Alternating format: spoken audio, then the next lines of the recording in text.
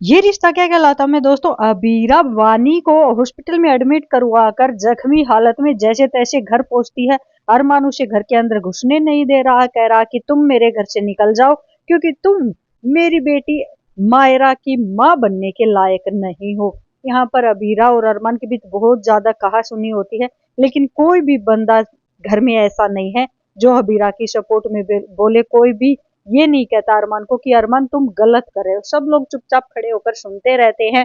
अबीरा अरमान से लड़ती है, झगड़ती है और जबरदस्ती मायरा से मिलने के लिए जाती है अंदर।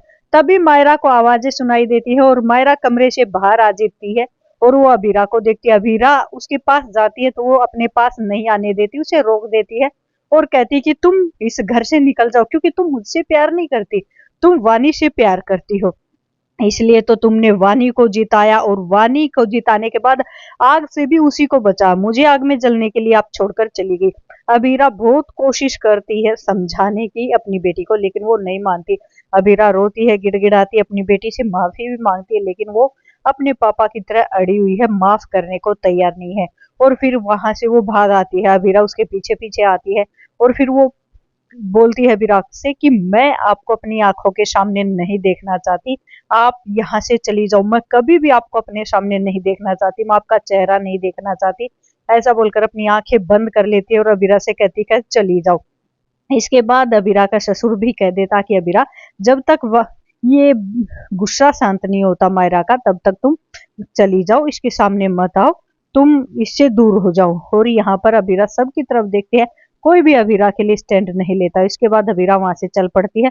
तभी हॉस्पिटल से अबीरा के पास फोन आ जाता है कि भाई कुछ लोग वानी को ढूंढते हुए आ चुके हैं और जल्दी से तुम आ जाओ। वहां से हॉस्पिटल से पूजा जो नर्स होती है वो फोन करती है और ये सुनने के बाद अबीरा कहती है कि तुम वानी का ध्यान रखो, मैं अभी आती हूँ।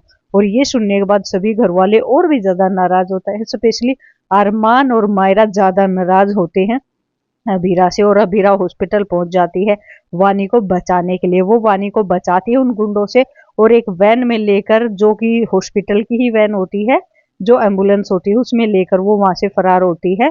यहाँ पर वो अरमान भी पहुंच जाता है उसी हॉस्पिटल में अपनी बेटी मायरा को लेकर, क्योंकि वहां से अबीरा के आने के बाद अचानक से मायरा की भी तबीयत खराब हो जाती है। फिर अरमान भी उसी हॉस्पिटल में उसे लेकर जाता है। एक पल के लिए तो ऐसा लगा था कि जैसे दोनों का आमना सामना हो जाएगा, लेकिन आमना सामना नहीं होता। वहीं पर अबीरा का फोन भी गिर जाता है। फिर अरमान अबीरा को कॉल करता तो वो फोन वहां पर रास्ते पर गिरा होता, तो अबीरा भाई कैसे उठा सकती है, नहीं उठा पाती। इसके बाद अबीरा सड़क से लेकर जाती है और वो यहाँ पर उन गुंडों की बात भी सुन लेती है कि भाई पोदार हाउस जाओ तुम लोग और वानी को लेकर आओ, और अगर कोई रास्ते में आए तो उसे खत्म कर दो। इसलिए वो फिर पोदार हाउस भी नहीं जाती। वो सोचती कि अब मैं कहाँ जाऊं वानी को लेकर, कहाँ लेकर जाऊं इसे जिससे कि ये सेफ रहे। और ये सोच ही रही होती है तभी उसका एक्सीडेंट वहां पर हो जाता है। अब ये देखना काफी दिलचस्प होगा दोस्तों, क्या अबीरा बता पाएगी अरमान को क्या उसके साथ हो रहा है, किस प्रॉब्लम में वो फंसी हुई है, या फिर वो ये सब छोड़ छाड़ के लेकर वानी को यहाँ से दूर चली जाएगी। वही मुझे तो ऐसा ही लगता है। इसलिए जो ये 8 साल का लीप दिखा रहे हैं, ये लीप इसीलिए तो आया है क्योंकि अब वो सीधे उस बच्ची को लेकर सबसे दूर, पोदार हाउस से दूर, अरमान से दूर लेकर अलग से अपनी जिंदगी की नई शुरुआत करेगी वानी के साथ।